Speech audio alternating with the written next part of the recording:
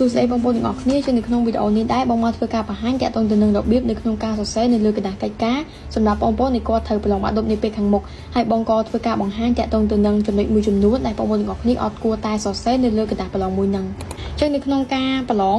មុនពេលដែលដំណើរការប្រឡងចូលមកដល់លោកគ្រូអ្នកគ្រូអនុរិយគាត់នឹងធ្វើការចែកกระดาษមួយហ្នឹងជាមួយនឹងกระดาษព្រៀងទៅឲ្យបងប្អូនទាំងអស់គ្នាហើយនៅពេលដែលចែកមកដល់ហើយដំណើរការប្រឡងចូលមកដល់មុននឹងបងប្អូនទាំងអស់គ្នាសរសេរចម្លើយអ្វីដែលបងប្អូនទាំងអស់គ្នាត្រូវតែដឹងហើយយើងចាំបាច់ធ្វើនឹងគឺជាការបំពេញព័ត៌មាននៅលើกระดาษកិច្ចការអញ្ចឹងនៅពេលដែលយើងទទួលបានกระดาษនឹងភ្លាមយើងបំពេញព័ត៌មានទៅហើយការបំពេញព័ត៌មានត្រូវតែមានការប្រយ័ត្នជាទីបំផុតការបំពេញព័ត៌មានគឺយើងបំពេញទៅលើលេខបន្ទប់ទៅលើលេខតុទៅលើមណ្ឌលដែលយើងប្រឡងតាក់ទងជាមួយនឹងសម័យប្រឡងគឺ8ដុល្លារឆ្នាំ2024ទាំង2ថ្ងៃនេះគឺ8ដុល្លារដូចគ្នាហើយតាក់ទងជាមួយនឹងនាមខ្លួនថ្ងៃខែឆ្នាំកំណត់ជាមួយនឹងហត្ថលេខាអានេះគឺជាព័ត៌មានតខ្លួនដែលយើងត្រូវបំពេញហើយកន្លែងអក្សរសម្ងាត់បងប្អូនទាំងគ្នាមិនបាច់ប៉ះទេហើយមួយទៀតអ្វីដែលកាន់តែសំខាន់នោះគឺតាក់ទងជាមួយនឹងហត្ថលេខាអនុរិយបងប្អូនទាំងគ្នាត្រូវតែឲ្យអនុរិយសញ្ញានៅក្នុងនោះត្រូវអនុរិយទាំងពីរនាក់គាត់សញ្ញាកន្លែងហ្នឹងតើតែមានហត្ថលេខាអនុរិយទៅกระดาษមួយហ្នឹងយកជាការហើយកន្លែងវិញ្ញាសានេះយើងប្រឡងមុខវិជ្ជាអីយើងបំពេញមុខវិជ្ជាហ្នឹងទៅហើយតើតើទៅនឹងមុខវិជ្ជាភាសាខ្មែរគឺបងលើកមកនិយាយមុនគេបងមួយចំនួនក៏សួរថាបងតែយើងគួរដាក់ពាក្យថាសេចក្តីអធិប្បាយឬក៏អត់ដាក់ទៅបងប្អូនទាំងអស់គ្នាដាក់ទៅវាកាន់តែល្អយើងសេចក្តីអធិប្បាយបើមិនយើងដាក់ក្រោមពាក្យចម្លើយហ្នឹងទៅយើងដាក់ចំកណ្ដាលទៅហើយប្រធានមិនបាច់កត់ចូលទេយើងគ្រាន់តែសរសេរសេចក្តីអធិប្បាយយើងចាប់ផ្ដើមសរសេរលំនាំបញ្ហារហូតដល់ចប់តែម្ដងនេះគឺតើតើទៅនឹងមុខវិជ្ជាភាសាខ្មែរ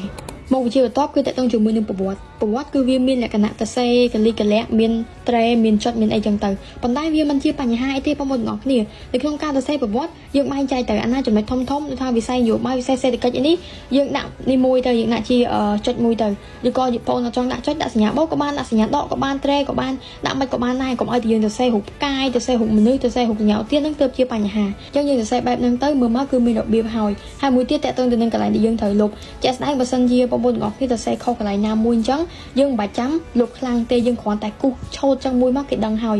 យពេលដែលយើងលុបអញ្ចឹងមើលមកវាស្អាតទៀតអញ្ចឹងនៅពេលដែលបងប្អូនទាំងអស់គ្នាសរសេរខុសអីយើងគូសតែប៉ុណ្្នឹងបានហើយមួយទៀតបងប្អូនទាំងអស់គ្នាតាក់ទងទៅនឹងសំណួររៀបរាប់បើគេឲ្យយើងរៀបរាប់ឧទាហរណ៍តាក់ទងទៅនឹងមេដឹកនាំគេសួរសមាជិកអាស៊ានគឺយើងត្រេះបែបហ្នឹងមកគឺវាស្រួលមើលហើយស្អាតទៀ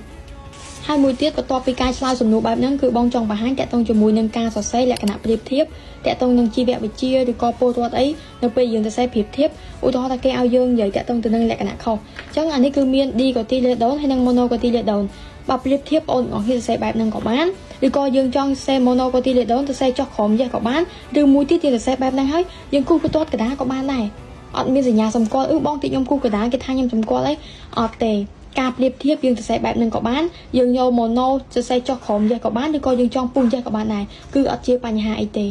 ហើយចូលដល់មួយទៀតគឺមុខវិជ្ជាដែលរៀងញ៉ៃញ៉ៃតាក់ទងទៅនឹងគណិតគឺមិនមែនថាគេចាំបាច់ថាហាមរំលងគឺមិនមែនទេបងប្អូនទាំងអស់គ្នាជាក់ស្ដែងយើងមើល limit ពេលយើងសរសេរអញ្ចឹងបើសិនជាអត់ឲ្យយើងរំលងយើងសរសេរកន្លែងនេះសរសេរមិនកើតត្រូវអត់អញ្ចឹងបងប្អូនទាំងអស់គ្នាយើងមើលតាមជាក់ស្ដែងទៅបើសិនជាកន្លែងហ្នឹងបងប្អូនទាំងអស់គ្នាសរសេរបញ្ជាចូលអត់កើតទេយើងសរសេរមកបន្ទាត់មួយទៀតមកឲ្យមើលមកគឺវាធម្មតាវាសាមញ្ញមិនមែនថាគេហាមឲ្យយើងរំលងខ្ញុំមិនអាចរំលងបានយើងមើលតាមកលៈទេសៈដែរកន្លែងណាដែលមាន space តិចកន្លែងណាដែលមានចន្លោះតិចគឺយើងរំលងទៅថាបើកន្លែងណាវាមានកន្លែងធំហើយបញ្ជាសរសេរបានគឺយើងបញ្ជាទៅនឹងតាក់ទងទៅនឹងការសរសេរគណិតវិទ្យាហើយចំពោះការសរសេរ limit អញ្ចឹងបងប្អូនទាំងអស់គ្នាយើងចង់សរសេរបន្តទៅក៏បានដែរប៉ុន្តែបើសិនជាសរសេរចុះអញ្ចេះវាស្អាតហើយវាមានរបៀបទៀតហើយនៅក្នុងការធ្វើមិនមែនថាគណិតឬក៏ខ្មែរឬក៏អីទ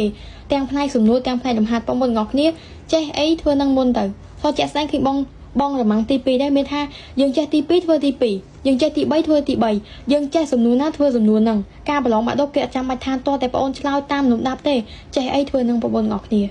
ហើយមួយទៀតបងចង់បង្ហាញដែរនៅក្នុងករណីយើងទៅសេខុសដូចអីដែលបងបាននិយាយពីចឹងគណិតវិទ្យាបើយើងខុសមួយយើងឆោតមួយទៅបើថាឧទាហរណ៍បងប្អូនទាំងអស់គ្នាខុសកន្លែងហ្នឹងយើងគ្រាន់គូអញ្ចេះមួយមកបានហើយមិនបាច់ចាំថាអូខ្ញុំគូអញ្ចេះរូបអញ្ចេះអូញ៉ៃញ៉ៃបងប្អូនទាំងអស់គ្នាយើងគូតែអញ្ចេះមួយគេដឹងថាយើងគូខ្វែងហើយអញ្ចឹងយើងមើលជាក់ស្ដែងទៅវាមិនងាយជាបញ្ហាទេដែលថាជាករណីពិសេសអីប៉ុន្តែនេះគឺបងប្រាប់ដែរកុំឲ្យបងប្អូនទាំងអស់គ្នាទៅសរសេរច្រឡំទាំងអ្នកដឹងខ្លួនអញ្ចឹងណាអញ្ចឹងករណីពិសេសហ្នឹងគឺវាមានលក្ខណៈដូចនិយាយថាកន្លែងហ្នឹងសរសេរបានណាប៉ុន្តែយើងរំលងកន្លែងនេះមកសេកន្លែងនេះឃើញចេញមកវាផ្លែខុសគេអត់ឬក៏មួយទៀតលេខ1អត់បងគៀននេះទេទៅបងលេខ1កណ្ដាលលេខ1អីនេះក៏វាជាបញ្ហាដែរបើយើងទៅសេគៀកនេះមក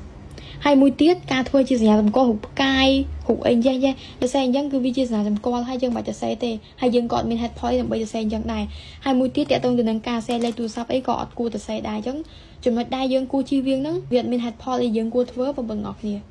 cái này không ca từ xe này lôi cái đá cây can nó cứ việt mình đây chọn thế cứ vi thong mà đa sản còn tay bong còn tại trong và chạy tại can và bừng ngọt này tê hai vậy đai dân ở cua plate nó cứ tẹt tông từ nâng hạt lệ khan tê hai chồng cua ca to cái đá nơi bây giờ dân to cái đá